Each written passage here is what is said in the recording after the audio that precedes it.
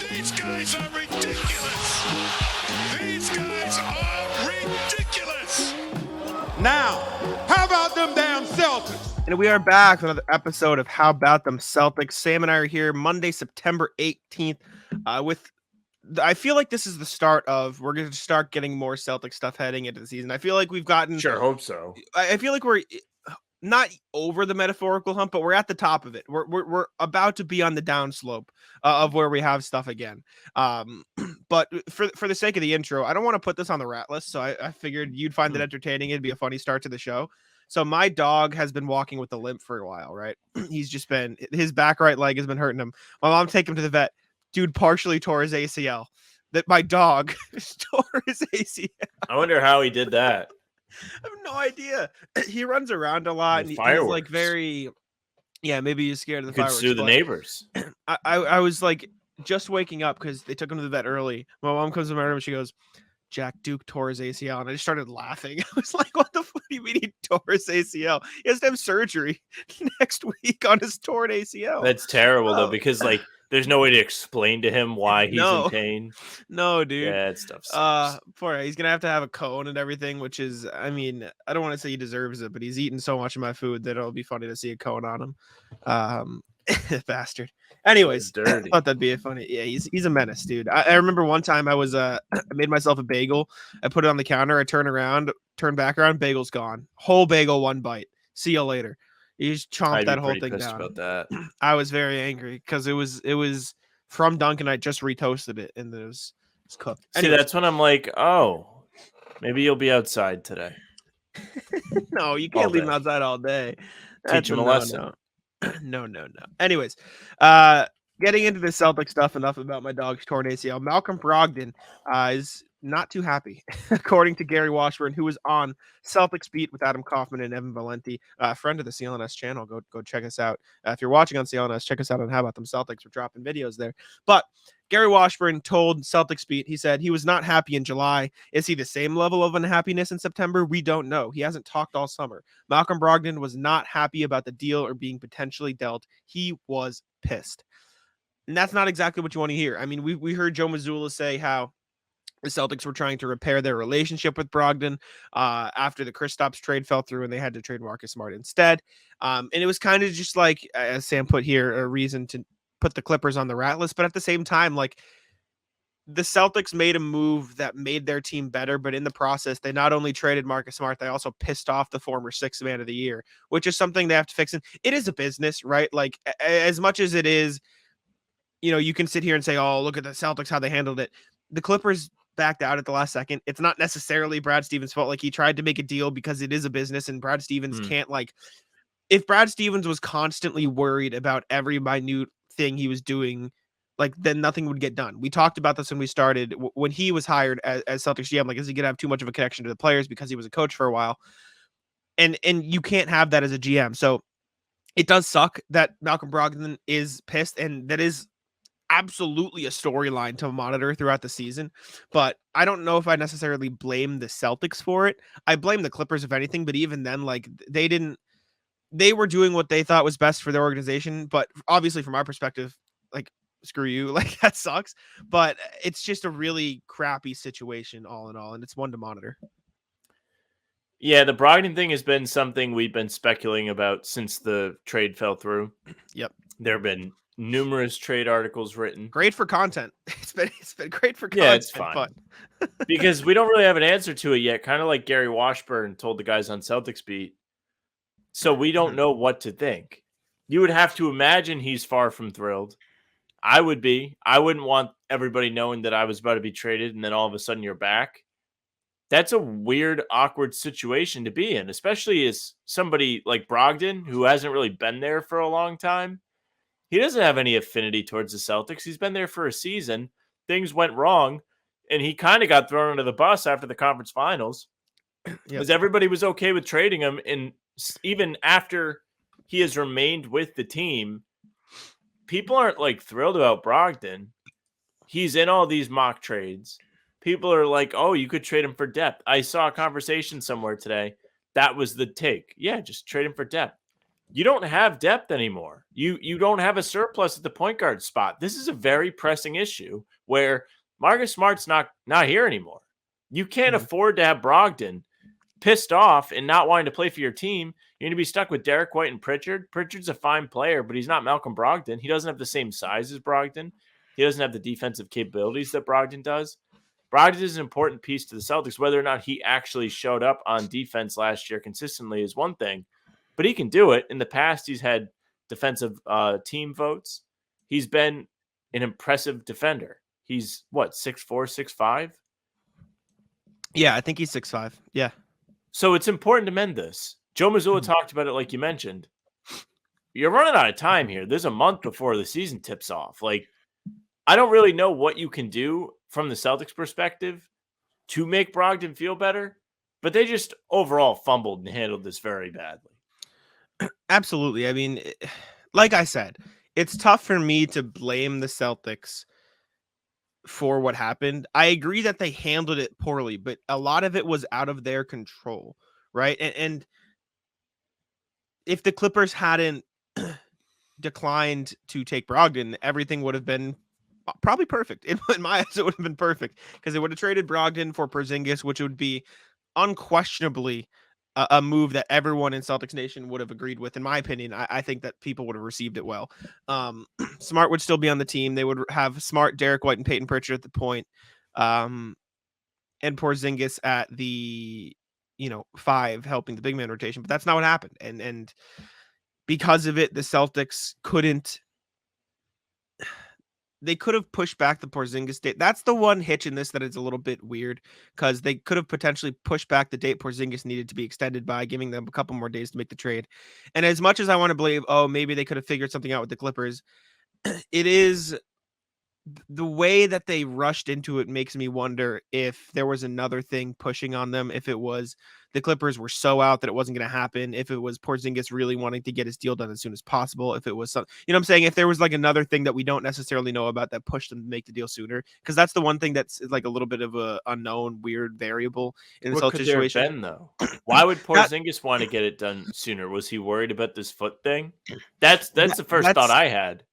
That's the only thing I can think of. Or if the if the Wizards, you know what it was actually, we forgot about? It was probably the Jazz. It was probably the Jazz saying, and the Wizards saying, if they don't get this done, the Jazz were going to trade for Porzingis because we knew Danny Ainge was interested. So Brad Stevens was probably up against Danny Ainge's clock of him saying, if this deal falls through, then I'm right here and I've got a deal for you. And the Wizards were probably not necessarily eager to get him off the books, but they didn't want to worry about the extension. So getting him off sooner rather than later. And at that point, they don't really care because they're not getting anything like of value in return. So they were probably worrying about that. But now the Celtics are left with a pissed off, 6th man of the year. I did see an interesting idea in our comment section that I thought was at least worth looking at, in the sense of, okay, let's see if this would be an option for a Porzingis, or a Brogdon trade. I don't want to necessarily talk about a bunch of different Brogdon trades, but I thought this concept was smart. So we've been looking at it of, okay, we looked at a Nets deal last time and it was just 2 wings. That doesn't make sense. We looked at other deals where it's like a little bit of depth. A 3-team trade could make sense, although it's less likely because of how many pieces are involved. JC 26220, which is just funny that I have to read the screen name. Put this framework of a deal. He said Celtics get Tyus Jones, Royce O'Neal, Wizards get Brogdon, Nets get DeLon Wright, and there's some picks involved. I don't necessarily think the Nets would be interested in this because they'd be giving up a first and Royce O'Neal for some depth guys. I think if you take out the first, it could make some sense. I don't know if the Celtics necessarily need another wing. That's the only thing that I'm a little bit like, okay, I don't know about this about.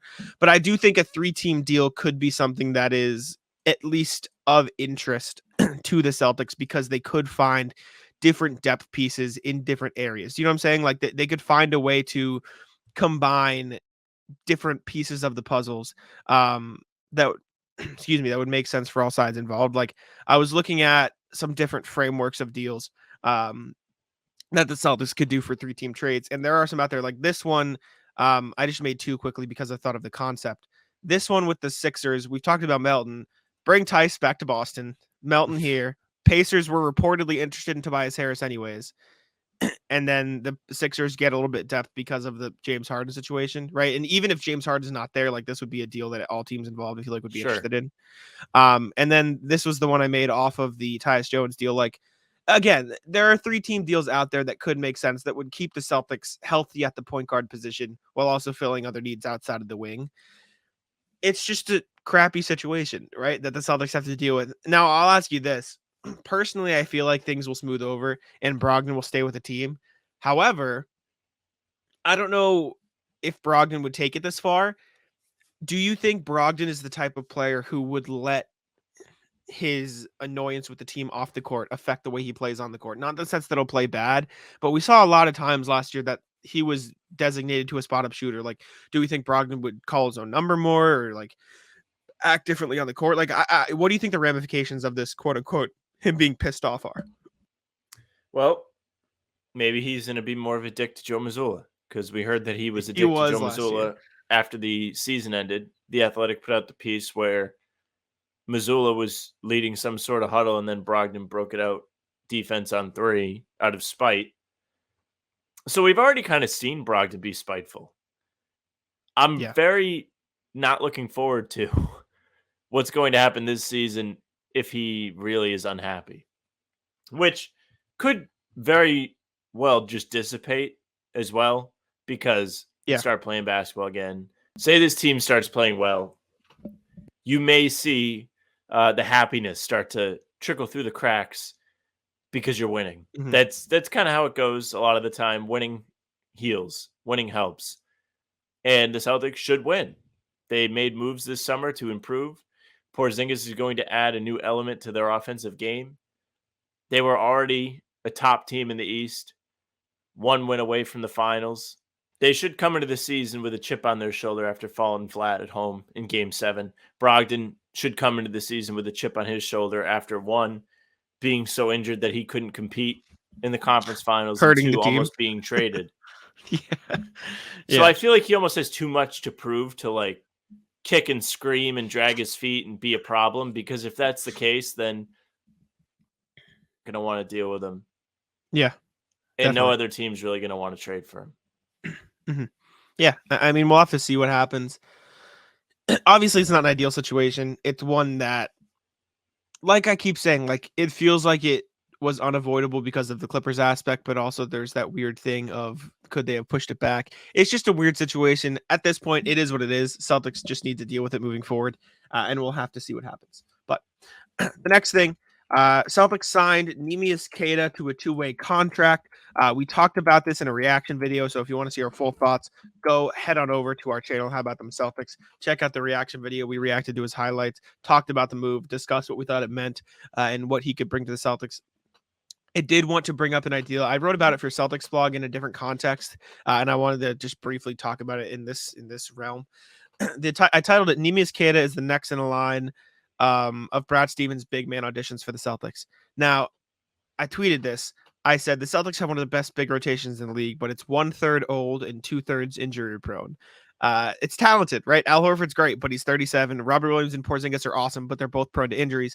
And after that, you have Luke Cornett, who I wrote about in the article. I said Cornett was a product of this process. He first joined the Celtics via trade from the Bulls in 2021, and after spending time in the G League and bouncing around on 10-day deals, found his way back to Boston. He played well enough in Maine to earn a regular spot in the rotation. He played 69 games last year. Like, it's not like he was an inconsequential member of the team. He played some real minutes in the regular season consistently.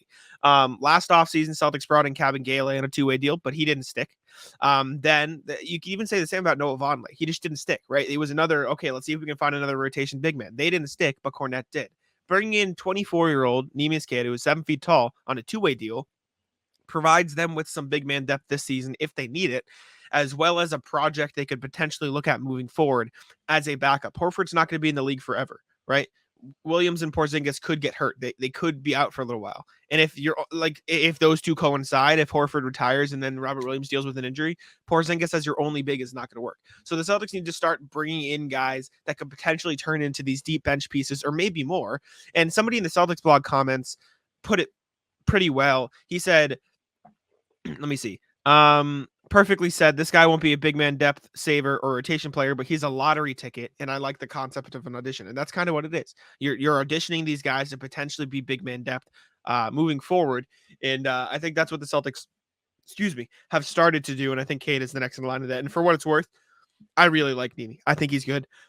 I think he's got talent, and I think there's something there that the Celtics could potentially develop into a real player. Get ready for the NFL season with incredible offers from FanDuel, America's #1 sportsbook. Right now, new customers can bet $5 and get $200 in bonus bets. Guaranteed. That's guaranteed. Plus, all customers who bet $5 will get $100 off NFL Sunday Ticket from YouTube and YouTube TV. Now is the best time to join FanDuel.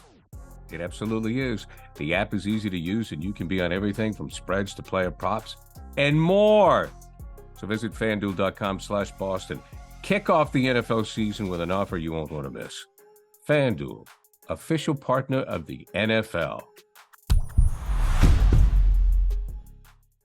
I think the point about lottery ticket is valid. I think what we saw in the highlight tapes was very impressive. He's very good at some niche things, good finishing under the basket, good at defending the rim, big, not going to make a lot of jump shots for you, etc. But yeah, typically I am sick of the lottery ticket type. It's a two-way contract. With that being said, that's kind of the whole point. But as far, like, I'm happy they did not sign him to a standard deal to take up that final roster spot, because you can do other things with that. Yeah. But I do like him. From what we saw, he looks awesome. He looks fun to watch. Everybody that has reacted to this is excited, whether it's us, other Celtics people, Kings fans. When we put up the video on Twitter, Kings fans were all over it. Portugal loves this guy. Yeah, they were like, this guy's awesome. You guys are going to love him. He plays hard. I can't believe the Kings didn't give him more minutes, etc. He'll actually get some time with the Celtics, which was an interesting take from the outside, because I don't know how much time I expect him to play, but he certainly could get minutes. Like you said, the center rotation does have holes in it. That being said, like, they're not gaping holes, but they are holes that could get bigger. Question marks. They can rip. Question marks. Yeah, agree. I don't know. I think it's less about the concept of, because I agree with you in the sense that they shouldn't just be taking random stabs at these young players and hoping they develop. But I think picking these second chance guys is smarter. Like when you see, like, bringing in a 19-year-old rookie probably isn't what the Celtics want, but bringing in a guy who has NBA experience, who showed the ability to play at a high level in maybe not the NBA, but even the G League or overseas, like bringing in somebody like that makes sense because you've seen the talent, you know what they are as a player, and it's just about improving those skills and potentially adding a couple new ones. It's not about building up their game as a whole, like in the case of, if you signed a freshman who went undrafted out of college. And so Queta is 24 years old. He's 7 feet tall. He has clearly an NBA body. He was the runner-up in MVP voting in the G League last season. So, like, he had a really good year in the G. And I think he'll get a ton of run in Maine. And I think honestly, I don't necessarily think he'll get consistent minutes at the NBA level, but you look at what Gale got in the two-way last year, I think he'll get more than that, because last year the Celtics had Blake Griffin to play some of the backup center minutes. When Porzingis and Rob and Al, when those two missed time, or two of the three, or even one of the three missed time, I think you could see at least Queta get a call up from Maine to sit on the bench and maybe not get in. But if the Celtics need a different look and Cornette's not working, like, I do think he could get more chances than you saw Gale get last year. So I think it's interesting. I think he'll probably dominate with the Maine Celtics, which will be fun. Joey Spatula, let's go enjoy this guy, and we'll have to come up and catch a game and check out Ironclad Eats. But I'm excited. I really like him. And I think it should be interesting to see how the Celtics use him and develop him into a potential guy. The next thing we have, Marcus Smart wedding. Lots of pictures went around on Twitter of Celtics people and Celtics players and Celtics organization at Marcus Smart's wedding. I'll pull up the pictures now. This doesn't have to be a deep thing, but CLNS posted like a good spread of the pictures that were fun. Obviously, Marcus and his now wife. Jalen's there. Tatum's there. This is a picture that went viral. You got bald Derek White. This is the picture that went everywhere, and it was what do you call this album cover? And it's it's Brad Stevens, Joe Mazzulla, Jason Tatum, hanging out at Marcus Smart's wedding. Joe Mazzulla looks like an absolute psychopath in this He always photo. does. It's something He looks special. kind of jacked too, though. He does. He does. They look good. It's I will say this is like something that I haven't seen a lot on Twitter. It is good to know that Brad Stevens was still invited. Like it just shows like Marcus understands weird. probably. Maybe it's weird, but in my mind, the way It's I weird, but it's not contextualize it weird. is, yeah, in my mind, it is Marcus Smart saying, okay, I understand this is a business. He spent 10 years with the guy. Like he probably likes Brad Stevens. So that was at least comforting to me to know that even if there are some hard feelings, it wasn't like drastic enough for him to cut him out. Jason Tatum with Wade Crossback.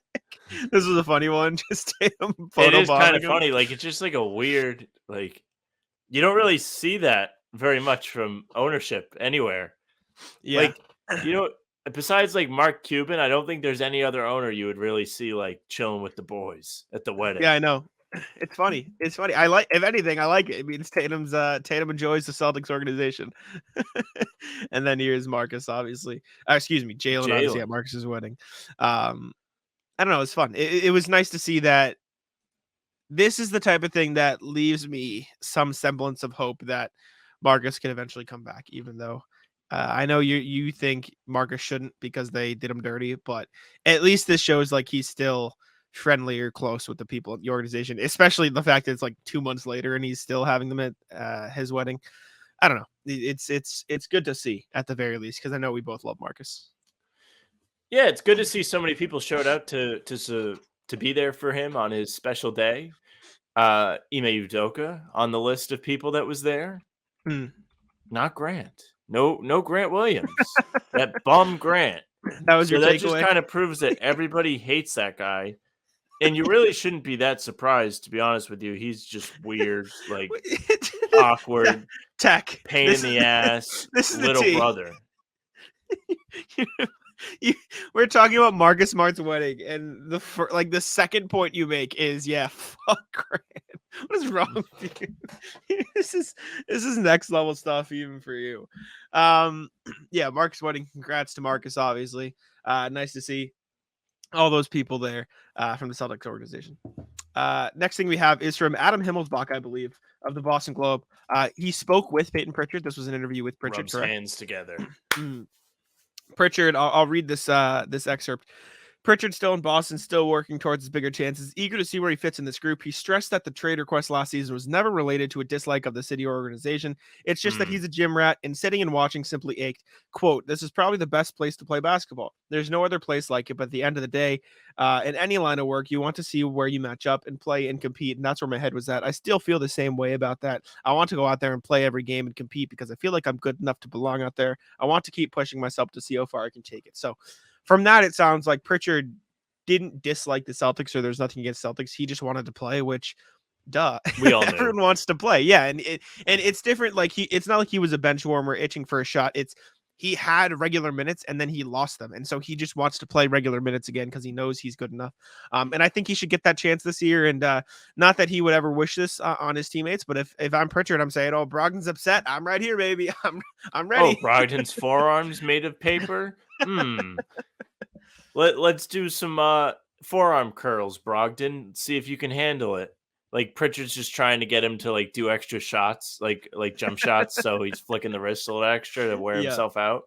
Yeah. No, I'm happy for Pritchard. Pritchard has been nothing but quality with the Celtics. He has given them significant boosts in big games. I always point to game 2 against the Brooklyn Nets when they came back from 17 down. He had 10 points in the fourth quarter. Pritchard, anytime he's given an opportunity, tends to ball out. He had a triple-double in the last game of the season. As a rookie, when he first came into the league, he was given minutes because that team sucked, and he played pretty well. Yep. The problem with Pritchard is he's just undersized at 6'2", 6'1", and he's not as switchable on defense, which in today's NBA is almost a must. So seeing that he's happy to be with the Celtics is a good thing, because if Brogdon's unhappy, then there's a fair chance that he could have a real role with this team. Yeah. And with Smart gone, there's actually minutes for him in the rotation. At least you'd have to imagine. And he's a competitor. He always plays hard. And he lives and breathes basketball. If there's anybody you really want on your team, it's Pritchard, because you know he's going to work hard. He says it himself, gym rat. Agree. And I mean, we saw it 2 years ago. Like, he's an actual NBA player. And Greatest he got minutes. Pro-Am player of all time, too. This is also Except true. for that one video where they were like, Payton Pritchard dominates Pro-Am, and we had to like sift through to find anything he did. He just didn't play. I mean, he's earned rotational minutes both of these past years, like as the season went on. Like after getting real minutes in Brad Stevens' rotation, Ime Udoka cut him out, and then he got back in by the second half of the season in the playoffs. Joe Mazzulla comes in, X'd back out of the rotation. By the playoffs, he was playing against the Heat. Like, he got actual minutes. He was getting sparkle minutes. So I don't think it's out of the realm of possibility that he gets regular season minutes next year.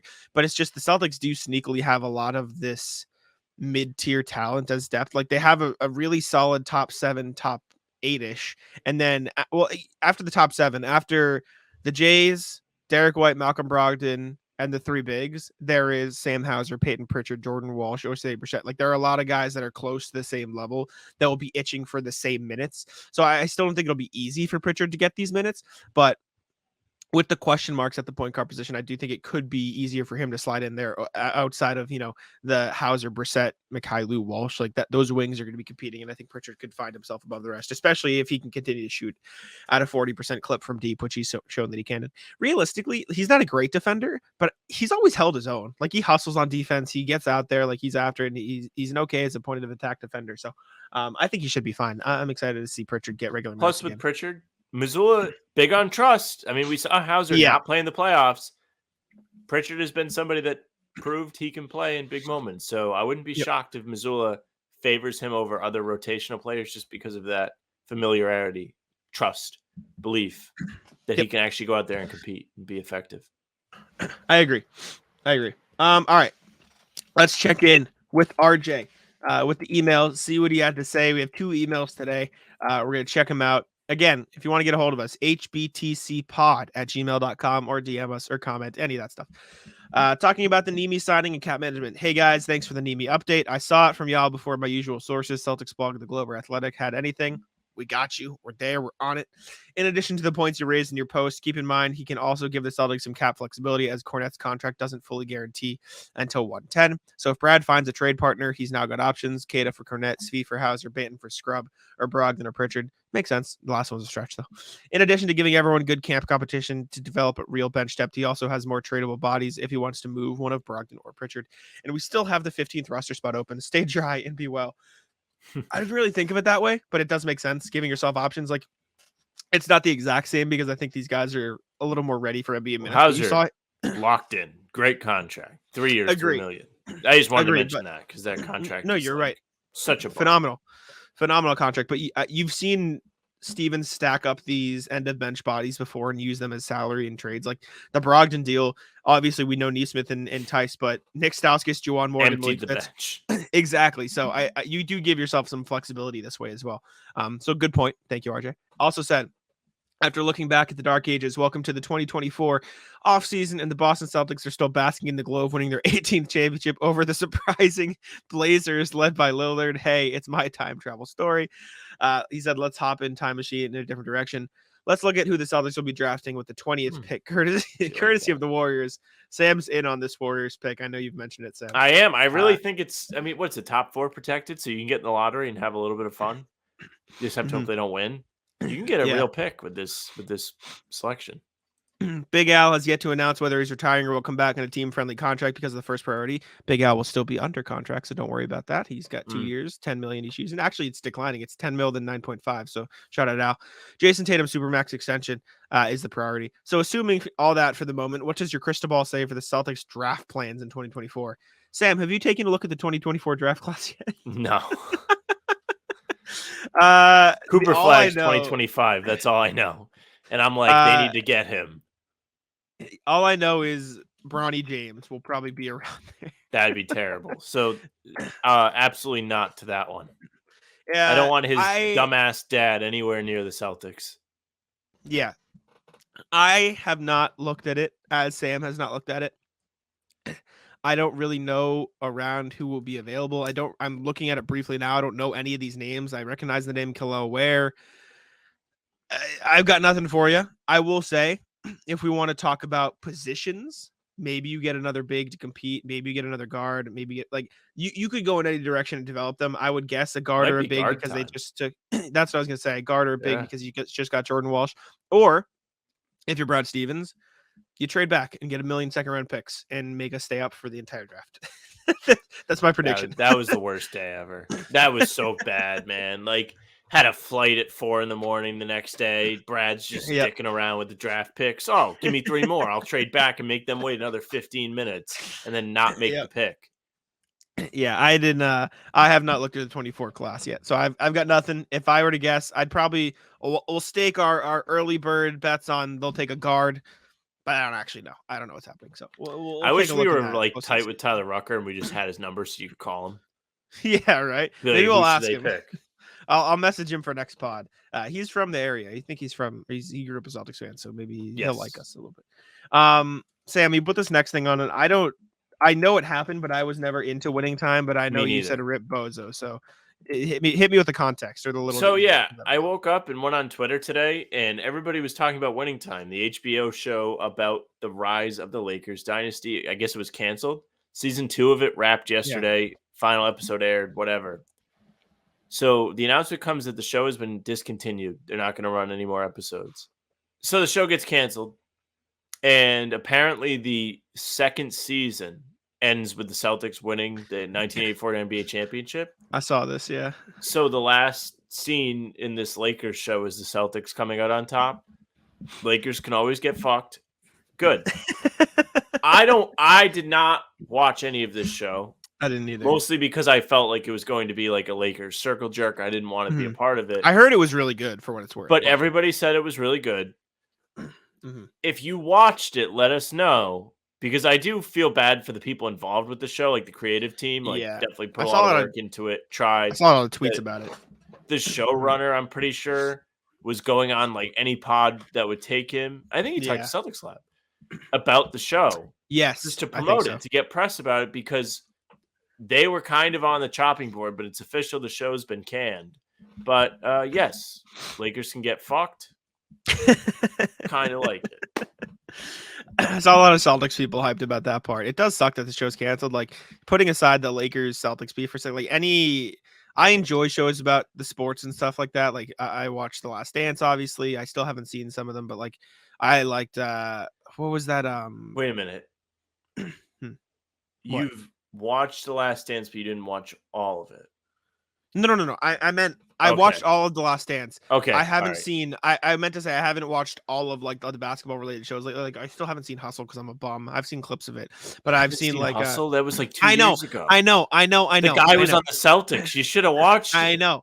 My point is like, I generally enjoy those type of things. I'm just a bum and don't watch them. So it sucks to see them get canceled just because networks are shitty right now, right? Like it's just like the business is kind of shit.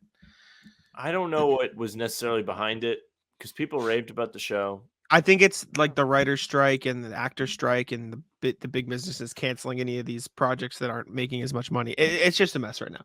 I only know from reading our friend from the playoffs, James Alexander, I think his name is. He's a writer he's like a TV writer, but he's a Heat fan. He came on. So I follow through his lens and I appreciate it. And I think it's the business is in a shitty state right now. So I hate to see shows get canceled, especially when like we said, like people are going around like trying to promote these shows because they're good shows. Oh, they put work into it and they get canceled anyway. So it sucks from that context, but Celtics on top. W. Love it. It's big. All right. Moving on to the NBA section. Damian Lillard update because we're legally required to talk about it. Anyways, I mean, Sam likes this update.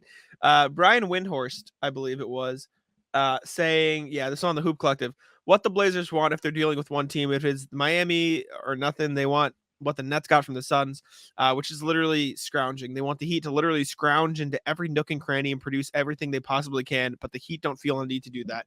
The Blazers basically like, give me everything or we're not doing it, and the Heat are like, no. That's what's happening. If I'm the Blazers, like I'm in no hurry. I truly don't understand the angle of them being in a hurry. They can tank with or without Dame. I don't think they're getting anything back for Dame, at least from Miami. That's going to be like, oh, wow, yeah, we can put this person next to Scoot and Anthony Simons and Shady and Sharp. and they can make our team younger and more fun, and they can all grow together starting now. Like, I agree. who are you going to get? Jaime Jaquez, he's fine. Jovic but is fine, but still. Jovic is fine. Like, Miami doesn't have anything that you want. You don't need a hero. You have a plethora of guards. That's one of the reasons this Lillard thing doesn't really hurt you. Yeah. Because you don't need to get rid of him. Who cares? Let him sit there. Let the young guys play. I don't care if I'm the Blazers. Agree. But Miami doesn't feel any pressure either because nobody else is interested because Dame is somewhat of a negative asset. That's what I was going to say. Like, if as much as it is the Blazers should be playing hardball, which I agree they should, the Heat also should be doing exactly what they're doing. Because, like, even outside of the context of Dame as a negative asset, because I don't think he's a negative asset for them particularly, because I think they can build a good enough team around him. That's what I'm saying. Like, for most teams, he is, but not necessarily Miami because they already have money in place. But even for the Heat, like, why would I give you everything when I'm literally not bidding against anybody? Like, it makes sense what both sides are doing, which is why this is going to take forever. I still think it gets done before the season starts, but at this, like, it's getting closer to the point of me, going back on that. I don't know. It's just a very weird situation. I understand why both sides are doing what they're doing, though. Like, as much as you put on here, I think you said what, Heat get fucked or something, like that's your mindset at the very least. Okay, yeah, close enough. Like, I understand why the Heat are doing it. Like, if this was the Celtics in the Heat's place, I would want Brad Stevens to be doing the same thing. Why would I give up everything when I'm not bidding against anybody? But then if the Celtics were the Blazers, I'd say bleed them for everything because you can just roll into the season with Dame. Like, so until one of two things happens, the Heat get desperate because they want to enter training camp with Dame on the roster, which I think could happen, but I don't know how likely it is because the Heat are the Heat and Pat Riley will do what he wants. That will be the deadline, or another team gets involved to the point where the Heat have to actually up their offer and get it done. I don't know what'll happen. That said, I did see something else. I don't know where it came from. I need to look at the sourcing just so I can give credit. I did see that the Hornets were interested in being a third team to take on Tyler Hero. I don't know if you saw. It's not a bad idea from them. Like, the Hornets really don't have any other way of getting anybody to join their team. So, this was from NBA Trade Report on Twitter. This was the equivalent of the. This was the equivalent of. Remember that guy was Daily Dimes during the draft who was just spoiling everything. Yeah. So this isn't real news. That said, it would make sense. Like, I think that they do need a team to take. Take on Tyler Hero, and I do think there are some teams where it could make sense because I feel like Tyler Hero's the big loser in all this because he's now viewed as a negative asset. Tyler Hero's a good player. Like, he's a really good player. No, Tyler Hero got hurt at a really bad time. Miami overperformed without him. And so everyone's like, look, they don't even need Tyler Hero, even though they just lost Gabe Vincent and Max Strus and I think somebody else too. Some key pieces are no longer with Miami. So they're going to appreciate Hero when he comes back. But nobody remembers how impactful he can be because he hasn't been a part of not only last year's playoff run, but then the 2022 run against the Celtics. He wasn't involved in that really either. So he's just kind of getting left out, and everyone's like, who cares about him? He's clearly not that impactful because without him, they're still going on these long, deep playoff runs. Yeah. I don't know. Sucks for Tyler Hero. I think someone will take it on. I just want the trade to happen. And for me, this isn't even like a Heat thing. This is just a Dame can get fucked for being a diva. All of a sudden being a diva. To his credit, he's been like very low maintenance, but just the whole way that this has gone down, I'm only playing for the Heat, like, I'm sorry. I don't want to see it happen. Like, you don't deserve to get your way after all of this. Also, Portland has no obligation to trade him once again just because he's under contract forever. And this is particularly annoying because, like, I think you would have said the same before this whole thing happened. Like, Dame was one of my favorite players just because he was never an issue. Like, he wasn't like my favorite, but like I respected. Like, I was like, okay, like one team. He's been with them his whole career, which is one team. But he's been through all of these different iterations of the Blazers. He's been a staple, and they should be on the way to being competitive again. They just can't seem to spend their money right, paying Jeremy Grant like $1 zillion. He was Nurkic eating up a ton of cap too. He was one of the few players that I would be like, that I think I even said this in the pod, like I'd be fine if he requested a trade. This is just a step too far. Like, requesting a trade is one thing. Requesting a trade to one team and saying you won't even report to any other team that trades for you, like, there's a line. I do think that Damian Lillard deserves to be on a competitive roster again because, like you said, the Blazers just can't figure it out. They can't put together a competitive roster. They can't spend their money correctly. They can't attract free agents to Portland. So I'm not against Damian Lillard finding another team to want to play for. Like, I think it's fine, and I'm fine with him requesting a trade. But the way this whole thing has played out has made it not good. Like, it's whack. The agent being like, no, he would never say he wouldn't report to camp. That's the lame part. That's the lame part. Like, the agent can kick rocks, Dame can kick rocks, send him to Utah. Next thing we have is Giannis Antetokounmpo. Obviously, we've heard a lot of noise of Giannis and his contract extension, a lot of stuff surrounding that. This was from Bobby Marks saying, I would be concerned based on what happens with Jrue Holiday. I think that's going to be the X factor. And what I'm going to keep an eye on. Holiday extension eligible on February 22nd and could potentially be a free agent next year. What does Milwaukee do with him? If they lose him, they're in big trouble. And I understand that. I don't necessarily know if it's Jrue Holiday in particular, but if the Bucks don't extend him and they don't bring back a core piece or they don't get anything back in return for his core piece, it would make sense that Giannis is like, all right, what are we doing? Get me out of here. So I think Giannis has made it pretty clear that I want to win championships. And if I don't, like, if the Bucks can't help me do that here, I'm not going to complain about leaving. And the gut reaction is, well, they won a title. Why is he complaining? But they've gotten bounced in the second round or sooner for 2 years now. Like, it's not like they're back in the finals or back in the conference finals. Like, this just shows how tough the East is. But the Bucks won a title 2 years ago, and since then it's been Celtics and Heat twice. So I think he's itching to get back up there, and they just haven't been able to put together for injuries or whatever reason. So he's just pushing the Bucks, saying, okay, I don't want to get complacent here. Let's keep going. And it makes sense that part of that would be tied to bringing back probably their second best player, because Jrue Holiday is severely underrated.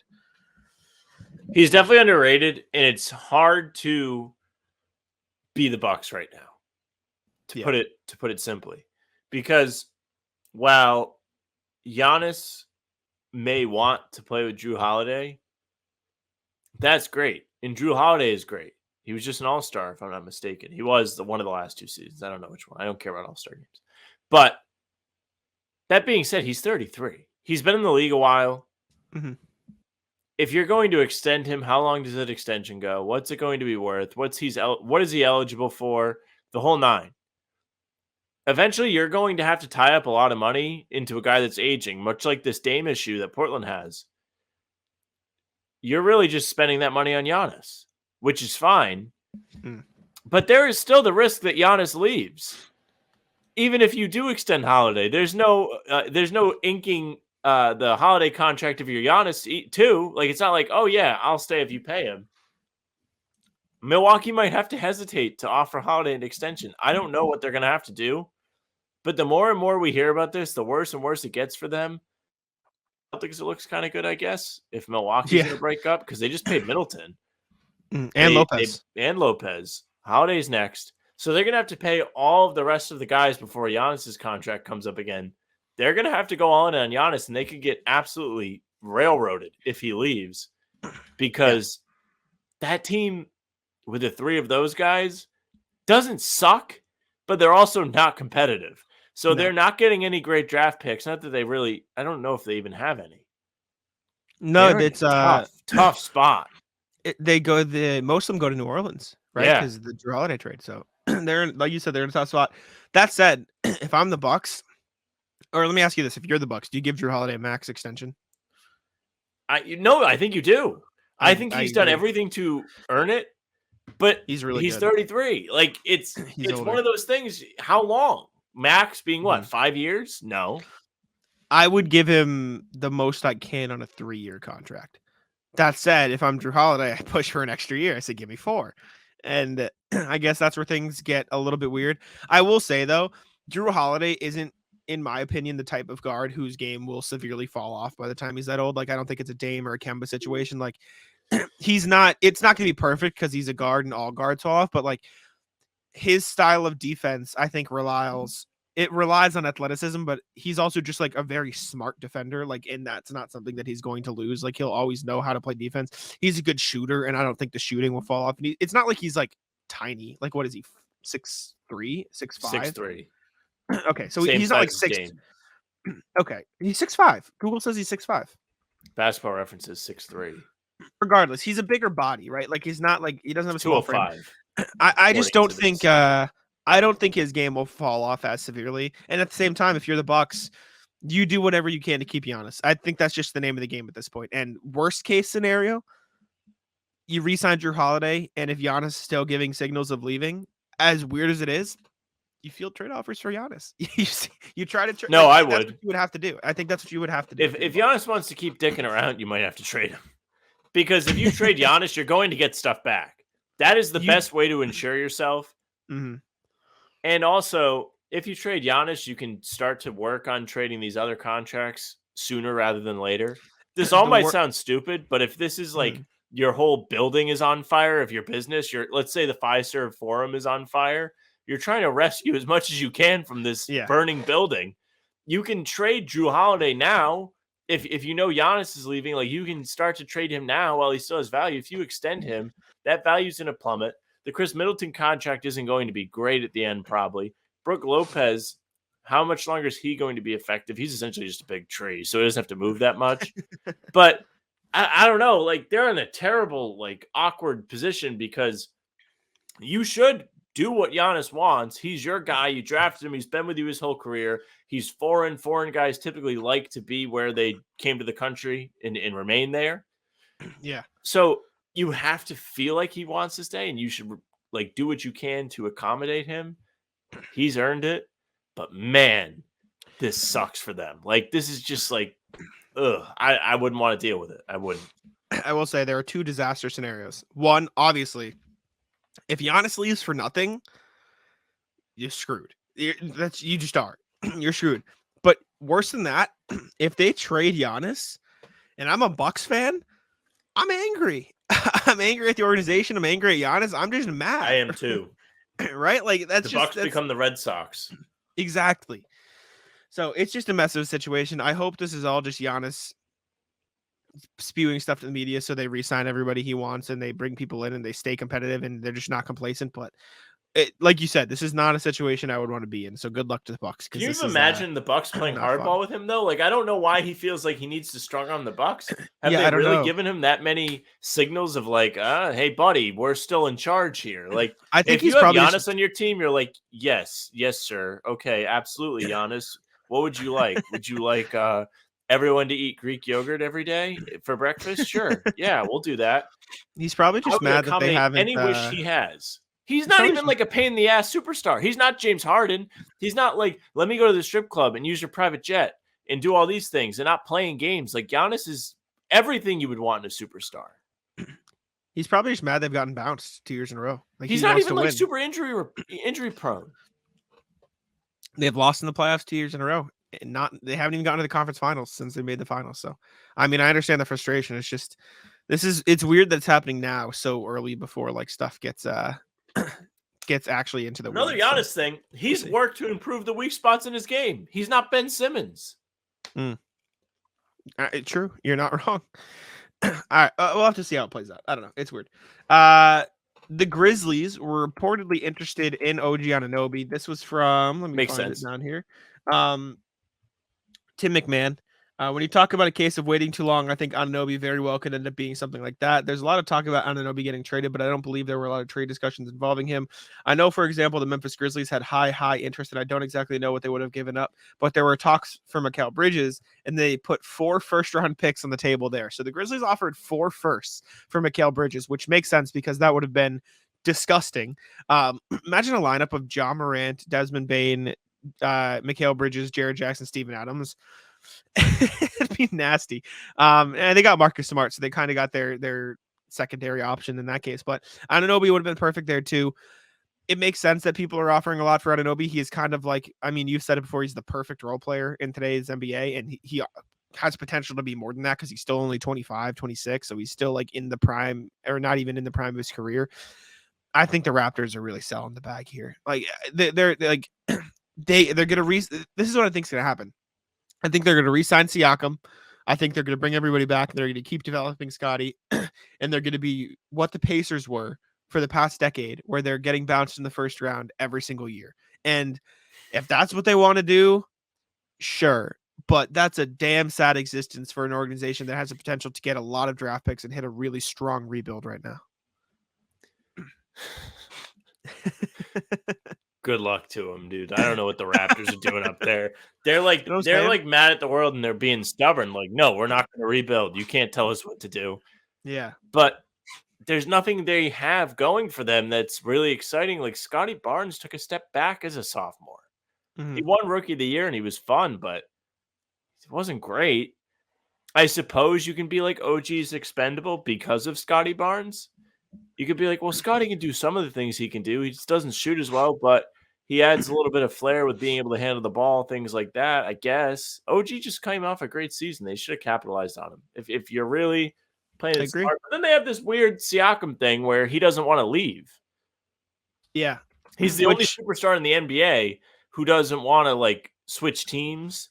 Yeah. Or I wouldn't even like be mad if he wanted to switch teams. Like the time has come. Like this is the window where it's like okay.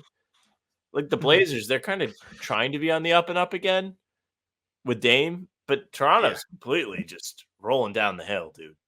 They got nothing. Yeah. What are you excited about as a Raptors fan? Let me ask you this, Sam. Who's the Raptors' backup point guard behind Dennis Schroeder? Is it Malachi Flynn? Mm-hmm. There you go. Ball. There you go. Him and You Jeff didn't Downton. get that one, did you? You all right? Glad. My point is, Rody. as much as we say Fred VanVleet's overrated, he was their point guard. He was all they had. He was their only shot creator. He was their only perimeter scorer. He was their only point guard. And the splits were bad, yes, but a part of that is because no one else was fucking taking threes in Toronto. He was the only guy who could shoot on that roster. So, and I still don't know how much they lose with him, though. They absolutely lose. Like, you can say, "Oh, Dennis Schroeder's a fine replacement," but that's my take. Fred VanVleet was their only perimeter scorer, and he was better than I think a lot of people realize. And we crap on him because he's just not worth $40 million. Like he's just not. And that's why I think a lot of people we crap on him. But like, I think it's in the same sense as Tobias Harris, where they are looked down upon because they're overpaid. And his splits were bad last year. Don't get me wrong, but I don't know if a lot of that was necessarily. Part of it was him being undersized, but I think a big part of it was the Raptors' offense was just really, really bad last year. And I mean, teams aren't running out to the 3-point line to guard Scotty Barnes or these other players. So like, he's having to create so much of this offense with a very bad half court. Like the Raptors are one of the worst half court offenses in the league last season. And so it's just, I think it was just a mess. And I think now with him getting paid as much money as he did in Houston, which good for him. he got the bag, secured it. I think the narrative around Fred VanVleet's just going to be bad. I don't know how good he'll be in Houston, but I think he was an underratedly important piece in Toronto. And at the very least, losing him for nothing is a disaster. You can't lose former All-Stars in the past 2 years for nothing. Like, I was going to be like, well, Raptors got cap space in return for losing Fred VanVleet, but they're $30 million over the salary cap. I'm looking at it right now. They're paying Jakob Poeltl $19.5 a year. They gave up a first for him last year. Why? For what? I'm glad I'm not a Raptors fan, dude. Good luck to him. That's what I'm saying. It's a mess. Anyways, all right. Sam, Reddit post of the day. What you got? Reddit post of the day comes from user strange underscore control 8788. They asked the NBA community, what is the most diluted thing you have heard a player say? Some top contenders. I could be one of those guys shooting 30% right now from three, but I'd rather be one of those guys shooting 40% from three. Who said it? Or do you look at the show sheet? I have no idea who said that. Ben Simmons, 2020.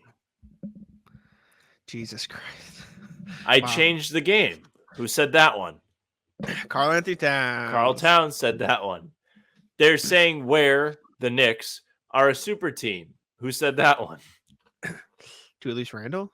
Derrick Rose in 2016. Yikes.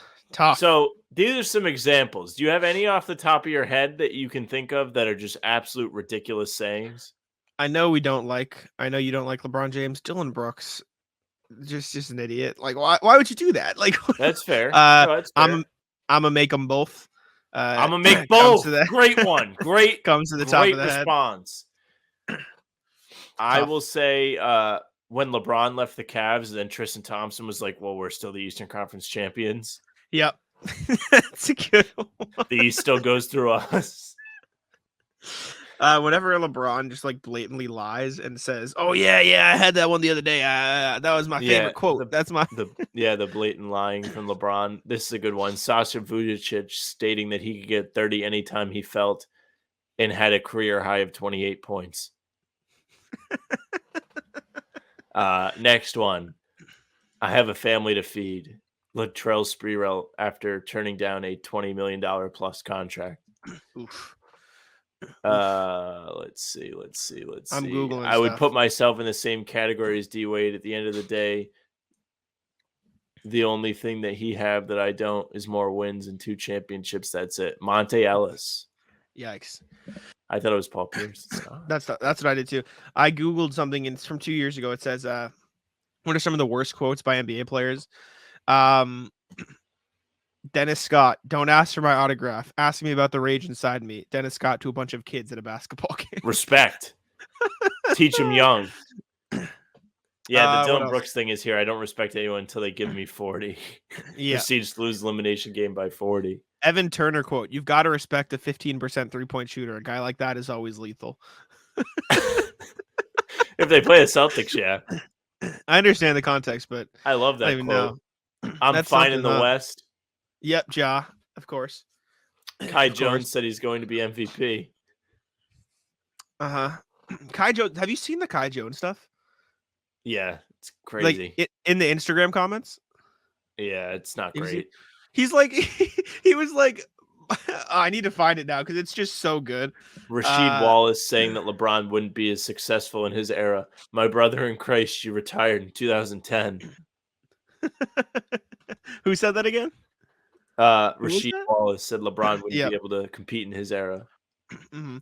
Oh, comments on somebody said like Mark Williams is gonna bounce out of the rotation. Kai Jones back. Show me a video of Mark pulling up, going left, and hitting it. Anywhere Maine in college, somewhere. Show me one. And then Mark Williams responded with like a. He responded. Did you see Mark Williams' response to No. him getting shit talked? Wait, let me find it. This was Mark Williams' response. Oh, it's so good. That has to be so awkward if your teammates Yeah, just dude. firing off and you're like, what is going on here? Here's another one. It said Nick Richards over you. Kai Jones said, I'm more assertive with the ball than him. I can read myself. Now, I used to write for the Hornets, SB Nation site.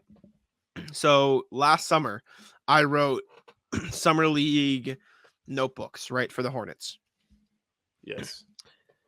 Kai Jones was garbage. He was so bad in summer league. I was let me try to find my notes because it was truly terrible. And I remember one specific game that I wanted to talk about. And I really hope I can find it, but I don't know if I'll be able to. He shot 0 for 10 from 3 in a summer league game. That That's would what I make remember. me want to throw my TV out the window. He chucked the ball. He was just out there chucking. Future Celtic. Joe Mazzulla yeah. loved that. He was like, shit, give me all the 3-point attempts. It was so bad. Oh yeah, this was my here, I'll pull it up. This was July 11th of I believe last year. This was my note on Kai Jones. Kai DTM Jones, DTM doing too much. Jones managed to do too much in this game while also only attempting 2 shots. Just one game after he shot an inexplicable over 10 from 3-point range, Jones didn't attempt a single 3. He shot 1 for 2 from the field, finishing with 3 points and 5 rebounds.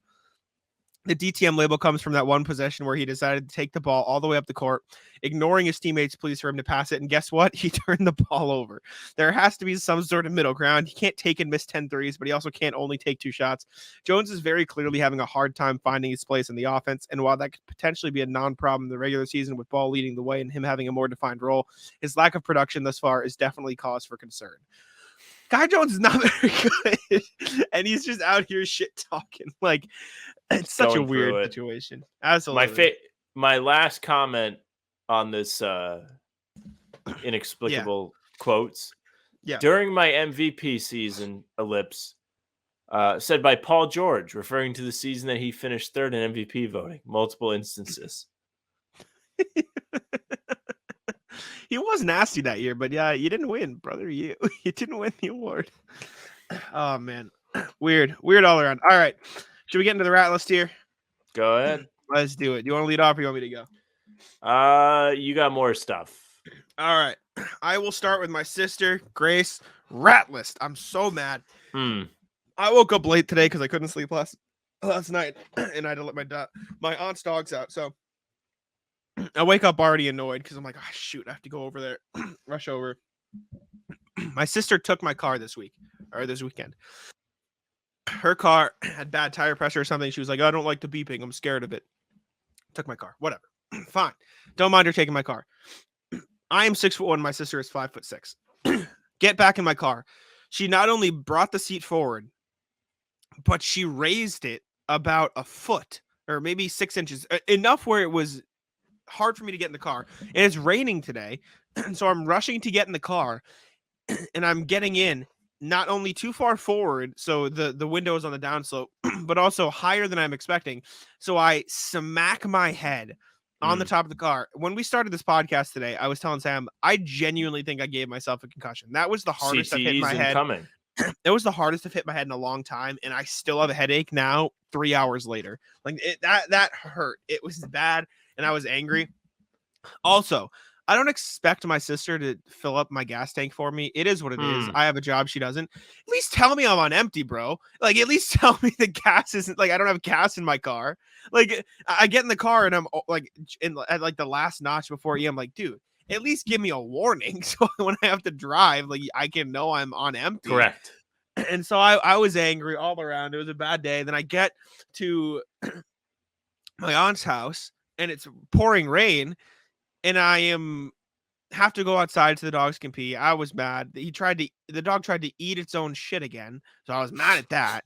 And then I get in the house and this dog likes to jump. What a line. Dude. My dog just tried to eat its own shit again. I told you about it last week. He loves it. He loves it. But then also this dog likes to jump. And so now I have muddy paw prints on my shirt. It was just a terrible way to wake up. I would say morning, but it was a 1:30 because I'm a bum and a loser.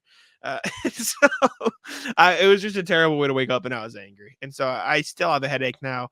I'll be in concussion protocol for a while. All right. My first rat list of the day is Patriots fans who I have a perpetual beef with. Usually it's because they come in and hop on the Celtics bandwagon after the Patriots season wraps up. This year it's going to happen earlier than That's most. what I was going to say. A lot earlier. And they come in and they don't know what they're talking about, but they're the loudest. So always, for whatever reason, coming into this football season, Patriots fans felt really good about the Patriots. And we're 2 weeks in, they have yet to win, and they've blown 2 games that they probably could have won, which in football is a pretty big deal. And I truly just don't know why people don't accept that the Patriots might not be good. See, first of all, I have a conspiracy, and I don't know if it's a conspiracy or just true. I think Patriots fans are the same subset of Celtics fans that hated Marcus Smart. I think they're the same people. No, that's what I mean. Like, they come in, they don't know anything, and then they just start screaming. So I have decided I want to watch football again this year for whatever reason. I think it's because I like Red Zone, and I can just have something that's like constantly giving me entertainment on one side. That tracks for you. And so, yeah, exactly. That's the point. I own it. But I watched the Pats game last night, and in the Patriots light defense, they have played against 2 pretty good teams. Like, they play the Eagles and the Dolphins. They did shit themselves in the last moment, so there's no excuse because they're just bad. They just are. I don't think I'm going to be a Patriots fan this year. I'll watch them still because they're on. I think I'm going to be a Saints fan because, fun fact, I was a Saints fan as a kid. I wasn't a Pats fan because I was that little kid who wanted to be different. Like, I just wanted I just wanted to be an asshole. And so I wasn't a Red Sox fan. I was a Mets fan because I liked Jose Reyes. Yep. I wasn't a Pats fan. I was a Saints fan because I liked Drew Brees. And I started being a Saints fan the year they won the Super Bowl, but that sounds like a bandwagon. No. I picked them at the start of the season. the beginning of that year, I was like, oh, let me be a Saints fan this year. And then they won. And then I was just like the Saints because like, wow, look at me. I picked the Super Bowl winner because I just decided to be a fan. And the Saints are fine this year. I think they're 2-0 now. I think maybe 1-1. I don't know. Derek Carr's cool. I like Derek Carr. He was on my fantasy team a long time ago, and I've just always liked them. And I don't really want to be a Patriots fan because they're bad. Fan base is bad, dude. Agree. I should be a Saints fan instead. That's a good thing about the Celtics. It's like almost like a secret society. Like it's not like the most popular thing, but the people that like it really like it, and they're mostly pretty knowledgeable. Patriots different, fans. Dude. Like you show up once a week. Who's it playing this week? Brady's still trotting out there? No, Mac Jones. He must be just as good if he's playing quarterback for the Patriots. And then like they're like, what the hell? How'd they lose? I thought the defense was supposed to be really good. Well, when the offense isn't good and the defense has to be out there the whole game, they get tired, and it doesn't really work the same. Yeah, it's my little football rant. If you want my team, I usually support the Bills because I think their fans are kind of hilarious. Fair. Yeah. We'll be Bills and Saints fans this year. Are the Bills 2-0? No, I don't care. I like college. That's fine. Do you have a college team yet? I'm going to say Penn State. Just because? Well, my boy Greg used to be a big Penn State guy, so I always kind of like backed them. Okay. And I like Big Ten football, so I think that's where I'm going to go. I don't necessarily want to jump on the bandwagon. Colorado's I'm about to rip dude. you. Colorado's so fun to watch. Colorado is a fun story, but Colorado is also so lame, and here's why. They have had 2 home games. They played against fucking Nebraska, who is not a good team.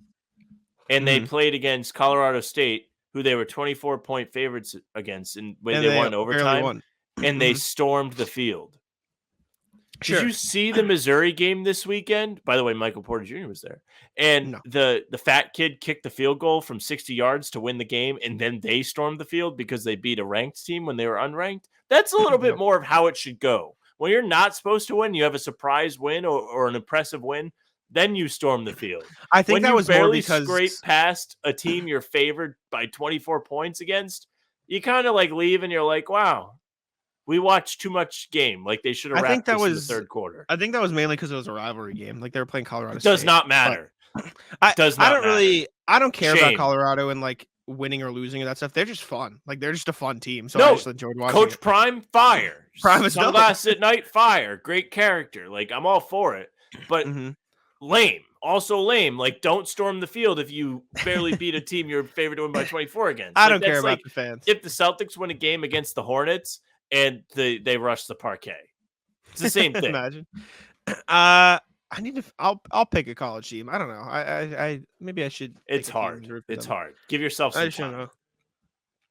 Maybe I'll take the first half of the year, and then I'll pick somebody. But we'll see what happens. Anyways, your turn. Yes. So I was coming back from my aunt's house after letting my dogs out, and I was already in a terrible mood, as I've discussed. I get to Dunkin'. It's raining, obviously. Open the window. They go, we'll be with you in a second. I'm like, all right, yeah, no problem. And it's like, whatever, it's fine. But it's raining. And so I'm like getting wet in the car because I have the window open. They go like 30 seconds later, hi, how are you? We're going to get blah, blah, blah. I'm like, yeah, can I have this coffee? And they repeat it back to me. They're like, okay, yeah, this and this. And I can hear them and they're training somebody. I can hear it, right? They're like, okay, so you hit this button, then you hit this button. I'm like, okay, yeah. Normally I'm a very patient person, but I was already in a terrible mood. So I'm like, okay, well, you didn't use the app.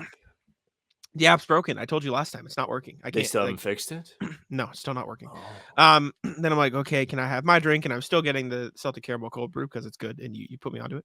And I'm like, okay, I'll get this with 3 stevia. It's fine. They don't have it near me. They have it near me. They still got it here. They put it in. I'm like, okay, fine. Then I asked for a bagel, and then they're like, okay, this, and then like a minute later, 60 seconds, they're like, what was that last thing after the cold brew? I'm like, a bagel. I want a bagel with cream cheese. They're like, oh, okay. I get up to the window. They take my card. They give it back. 30 seconds. Give me my coffee. I'm like, okay, that's the first thing. Another minute passes by. Okay, here's your bagel. And a different person comes to the window. They go, you're the one who got the bagel, right? I'm like, yeah. Give me my bagel. Give me the bagel. 2 more minutes. You got, what was the last thing? A cold brew, a large? I'm like, yeah, a large thing. They're like, guys, you have the receipt. You guys have the order. You punched it in. You have like what do you mean? Yeah, it's true. They also just didn't put the stevia in it, so it's just normal. Like it's Oh, like and it wasn't as tasty. no, I put some sugar in it when I get home, like I just to make it taste better. Well, it's even more shame on them because they probably took a year off your life. That's what I'm saying. What am I supposed to do? So Ratless Duncan for being particularly useless today. It was just an additive on my already annoyed day. This is not my rat list, but this is almost a communal rat list. So today, me and the fellas, well, it all started because one of my friends was going to work and he was on the ramp to get on the highway and he had not Sure. moved in a half hour.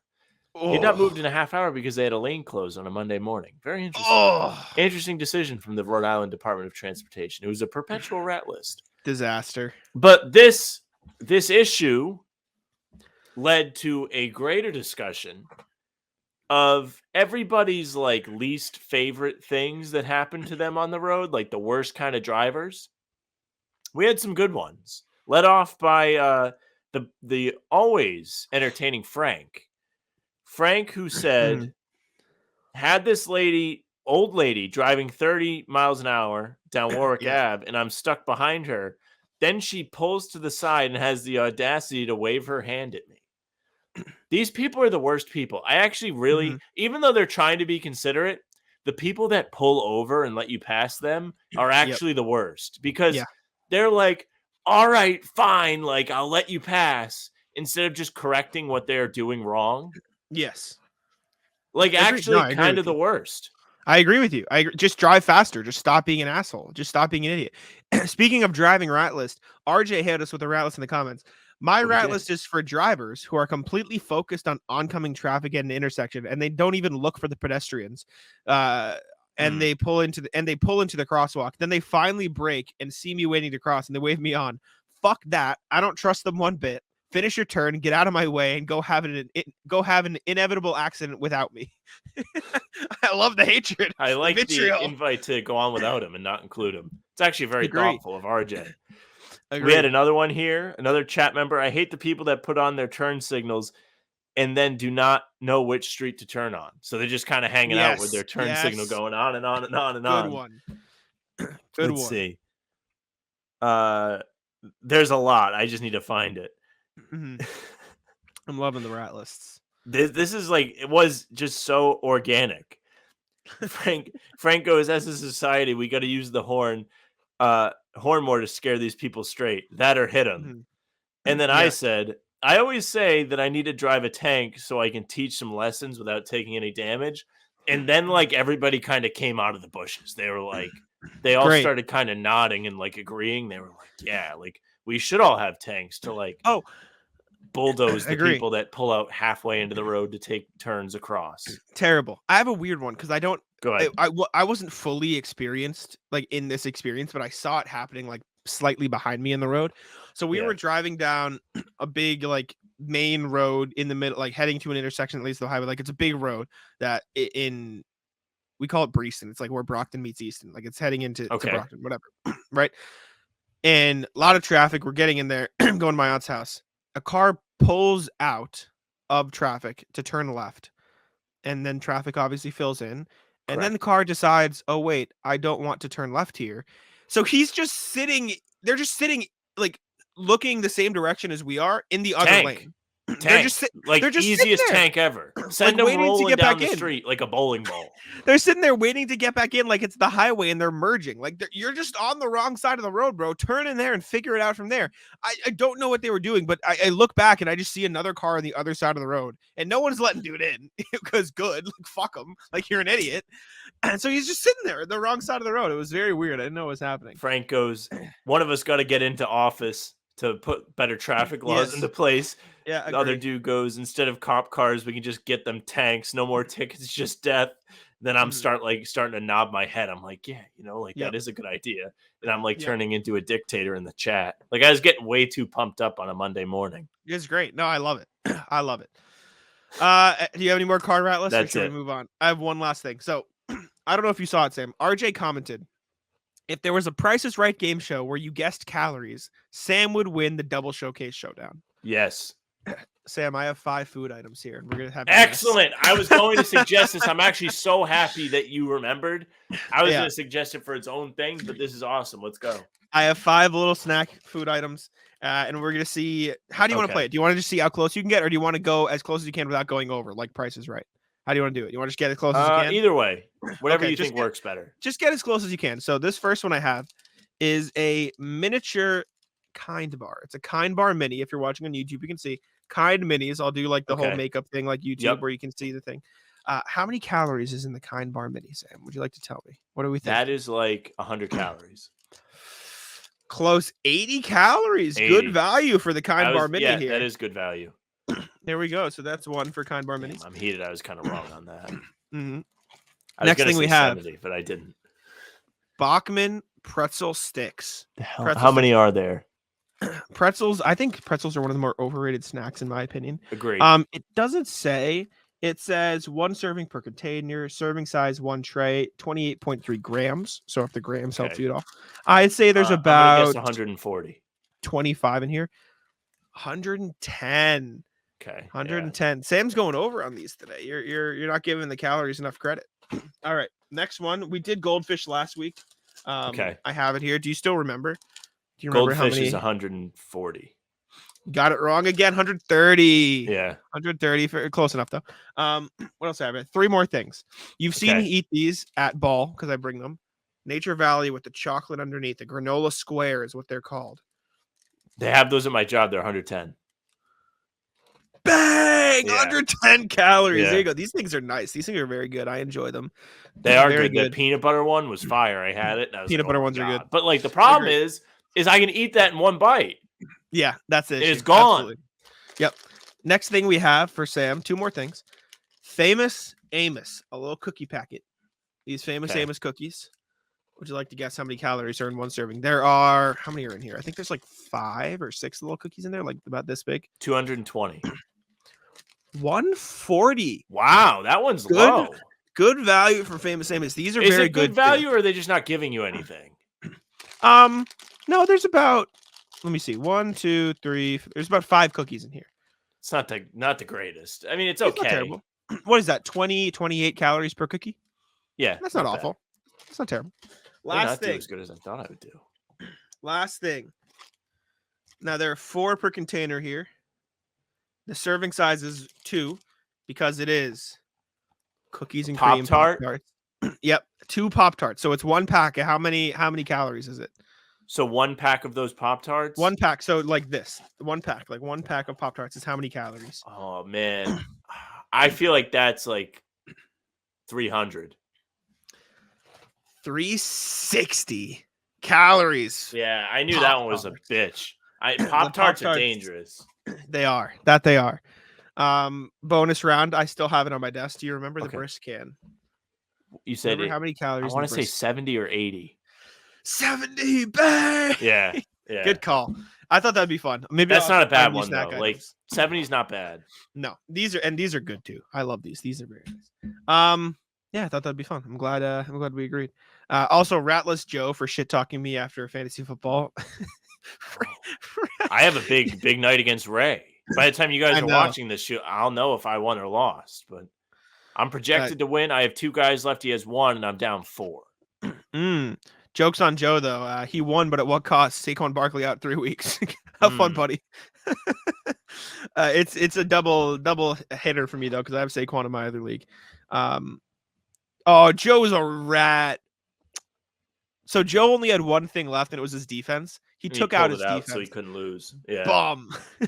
I do Smart. the same, but I would do the it's same it's thing. it is, but I'm mad. It's smart, but I'm not happy about it. Who are you playing? Yeah, you got Ray. You're down 4 points. You have Najee Dude. Harris and Michael Thomas. He has Nick Chubb. I Ooh. should have started that dude on the Chargers as running Mike back. Williams. No, not him. Oh, the other Rams. guy. Kyron Yeah, Williams. yeah. They were the same colors from the same city. Yeah. Damn. Yeah, that's tough. Who, I thought about it, but I was like, oh no, like I don't want to start anybody I picked up in the first week unless I have to. That's fair. I think I was screwed either way. Was there anybody I could have played? I could have played Nico Collins actually, but I was like, I wasn't gonna play him over Michael Pittman. Anyways, we can end it there. Thank you all for tuning in to How About Them Celtics. We appreciate you. It was a good rat list today. Good. I mean, it wasn't even a rat list. We kind of just talked for a while. I like the calorie. We had rat lists. We did the Patriots. We did the driving issues, peeves. You did the slamming your head on the car. I still have a headache at this moment. That hurt. But yeah, thank y'all for tuning in. Go check out our articles on Celtics blog. Sam and I both have a couple out right now. Go read those. Subscribe to How About Them Celtics. We had a big influx of y'all join us after the Neemias Queta video, I should say. We appreciate it. We're at 1,284 right now. What's our goal? What do we want to get to by the start of, what do we want to call it? Let's say by the end of the calendar year. Let's set what goal? What do we want to get to at the end of 1,500. 1,500. I think we can do another 200. I agree. Let's get to 1,500. Help us out there. We appreciate it. Let's get to 2K by the end of the regular season. Maybe we'll go past it, but we'll set an easy goal at 2K by the end of the regular season. Almost 1,000 since the playoffs. We're like 20 something off, 21 off. We've been chugging. We appreciate y'all. Make sure to check us out on listening platforms as well. Leave us 5 stars on Apple and Spotify, and leave a comment. Send us an email. Get in touch with us. We'll read it. We appreciate you. I'll let Sam take it out. Hey, thank you very much for listening or watching. Happy Tuesday. Make sure you subscribe to the YouTube, ours, and CLNS's, and CLNS's other one. If you're on ours, hit the notification bell. We are putting up daily uploads. And also, when stuff happens, we've got you covered. Like RJ said, I think our thing was up before the Globe Celtics blog. And what was the other one? Quick. The Athletic. We're quick. The Athletic. We beat all of them. We were quick. I was literally sitting on the couch, and I was like, hey, look at that. Oh, we might have a breaking. Hold on. What is it? A mystery Eastern Conference team has held trade talks and around Dame. I saw that and figured you didn't care about Dame. I don't care. I thought it might be the Celtics because of where it was delivered to me. If I had to bet, it's the Nets. That's my guess. I bet it's maybe. That would be great if it was like Charlotte. But yes, Spotify, Apple, follow us there. 5-star review, say something nice about the fellas. Playback TV, sure. Make sure you join the community there. We are going to be live streaming games that you can watch along with us. Let me see. We have 4 members right now. Nice. It was the same as it used to be. Yeah, go check it out. 2 of them are us, so go join Playback, please. Go hit up Playback. We're going to be doing live streams there. It's going to be a lot of fun. Jack and I have a lot riding on these in-season tournament games, so commiserate with us. You can find us on socials at How About Them C's, Twitter, Instagram, TikTok. Facebook is just the name of the podcast. You can find us there. We're putting up our links to all of our stuff, articles included. You can find Jack at JackSponeNBA on Twitter. You can find me at Sam LaFrance NBA. That's it for us. Bye. Taco, come on. Taco's having some fun here. That is bogus! These guys are ridiculous!